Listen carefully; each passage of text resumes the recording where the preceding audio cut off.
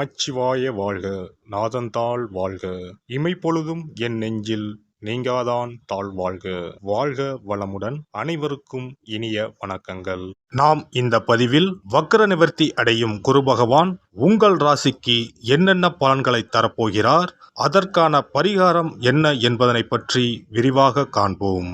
உங்கள் வாழ்வில் வளமும் நலமும் செல்வ செழிப்பும் பெற எல்லாம் வல்ல இறைவனை வேண்டி விரும்பி கேட்டுக்கொள்கிறேன். குரு பகவான் மகிழ்ச்சி, செல்வம், பெருமை மற்றும் செழுமையின் கிரகமாக விளங்குகிறார். ஒருவர் மீது குரு பார்வை பட்டுவிட்டால் அவர் வாழ்வில் பலவித உச்சங்களை தொடுவார். குரு பகவான் தற்போது வக்ர நிலையில் உள்ளார். அவர் டிசம்பர் 31ஆம் தேதி வக்ர நிவர்த்தி அடைய உள்ளார். அனைத்து ராசிகளுக்கும் மங்களகரமான வரங்களை அள்ளி கொடுப்பவர் குரு பகவான்.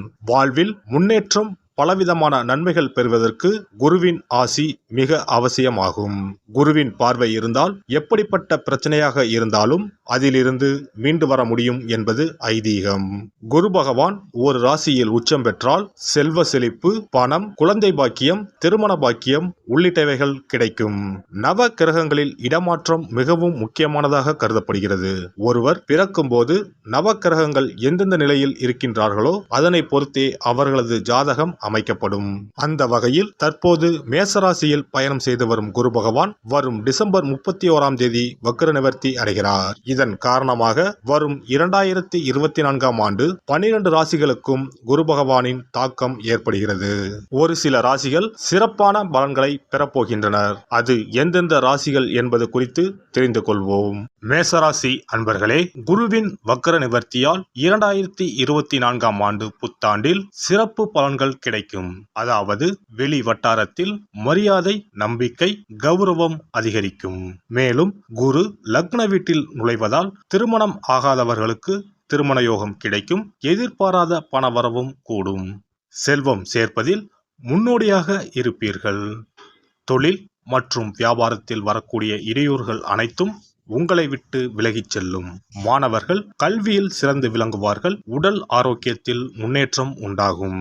கடின உழைப்பு நல்ல லாபத்தை தொழிலில் பெற்றுத்தரும். புதிய முதலீடுகள் நல்ல லாபத்தை பெற்றுத்தரும். கூட்டு முயற்சி சிறப்பாக அமையும். பண வரவில் எந்த குறையும் இருக்காது.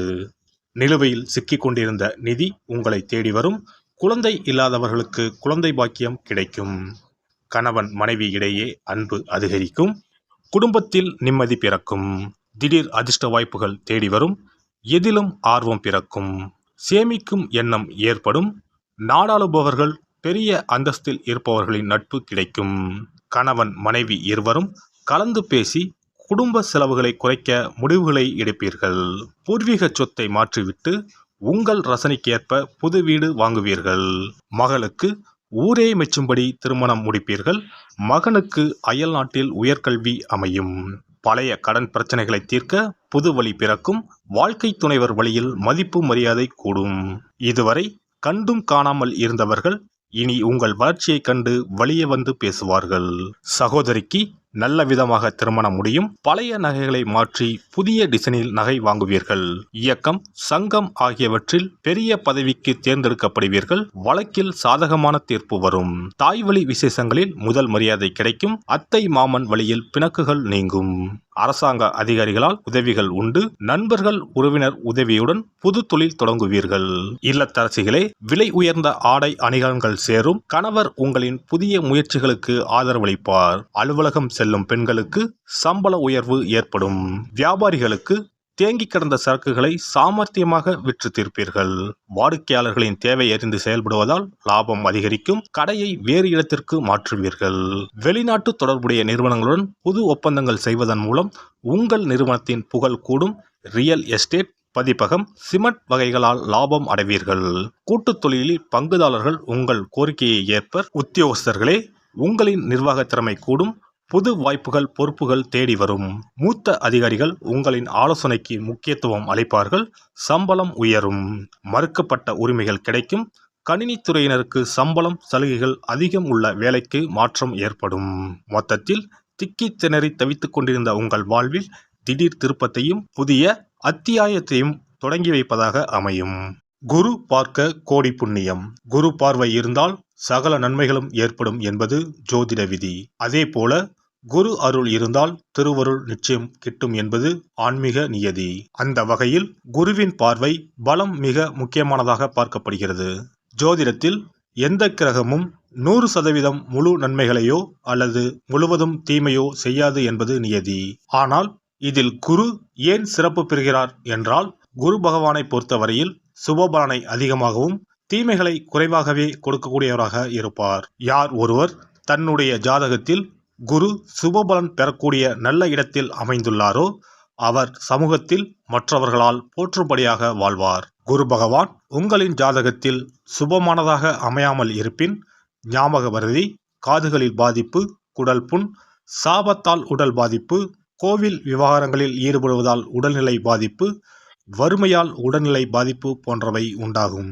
குரு பகவான் உங்களின் ஜாதகத்தில் சுபமானதாக அமையாமல் இருப்பின் கண்டிப்பாக அதற்கான பரிகாரம் செய்யும் விதமாக குரு பகவானுக்கு சிறப்பு பெற்ற ஆலயங்களுக்கு செல்வதும், வியாழக்கிழமைகளில் விரதமிருந்து குரு பகவானுக்கு கொண்டை கடலையை மாலையாக கோர்த்து அணிவித்து மஞ்சள் நிற மலர்களால் அலங்கரித்து நெய் தீபமேற்றி வழிபடவும், தானம் போன்றவற்றை காலை பொழுதிலும் மந்திர ஜபங்களை மாலை பொழுதிலும் செய்யவும். அருகில் இருக்கும் ஆலயங்களில் நவகிரகத்தில் இருக்கும் குரு பகவானுக்கு மஞ்சள் நிற வஸ்திரத்தை சாற்றி சிறப்பாக வணங்கி வாருங்கள். அதற்காக பரிகாரம் என்ற பெயரில் பணத்தை வீண் விரயம் செய்ய வேண்டாம். அதற்கு பதிலாக இறைவனை வழிபடுவதோடு ஆலயங்களுக்கு தேவையான நெய், நல்லெண்ணெய், பன்னீர், சந்தனம், பால், தயிர் மற்றும் மலர் மாலைகள், பூக்கள் என இறைவனுக்கு உகந்த கோவிலுக்கு தேவையான பொருட்களை உங்கள் சக்திக்கு ஏற்றவாறு வழங்கி கோயில் கைகாரியம் செய்யுங்கள்.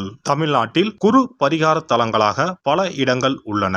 இவற்றில் கும்பகோணம் அருகே உள்ள ஆலங்குடி குருஸ்தலமாகும். தஞ்சாவூர் மாவட்டம் திட்டை, மதுரை மாவட்டம் சோழவந்தான் அருகில் உள்ள குருவித்துறை, சிவகங்கை மாவட்டம் காரைக்குடி அருகில் உள்ள பட்டமங்கலம் உள்ளிட்ட ஆலயங்களில் பரிகார பூஜைகள் செய்து வழிபடலாம். நவ திருப்பதிகளில் ஒன்றான ஆழ்வார் திருநகரி குருஸ்தலமாகும். அங்கும் வழிபாடு செய்யலாம். திருச்செந்தூரில் முருகப்பெருமான் குரு வடிவாகவே அருள் புரிகிறார். சூரசம்ஹாரம் செய்த பின்பு முருகப்பெருமான் அந்த தோஷத்தை போக்குவதற்காக திருச்செந்தூரில் சிவபெருமானை பூஜித்தார். குருவருள் பெற திருச்செந்தூருக்கு செல்லுங்கள்.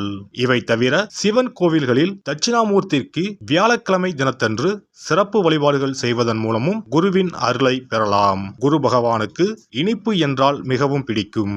அதனால் வியாழக்கிழமை விரதம் இருந்து இனிப்பு செய்து அவருக்கு படையலாக வைத்தால் அவரின் பார்வை நம் மீது திரும்பும் என்பது ஐதீகம். எல்லாம் வல்ல இறையருளால் நீங்களும் உங்கள் அன்பு குடும்பமும் உடல் நலம், நீலாயுள், நிறை செல்வம், உயர் புகழ், மெய்ஞானம் ஓங்கி வாழ்க வளமுடன். இந்த வீடியோ உங்களுக்கு பிடிச்சிருந்தா லைக் பண்ணுங்க, ஷேர் பண்ணுங்க அண்ட் சப்ஸ்கிரைப் பண்ணுங்க. பக்கத்துல இருக்க பெல் ஐகானை கிளிக் பண்ணுங்க. நன்றி, வணக்கம், வாழ்க வளமுடன்.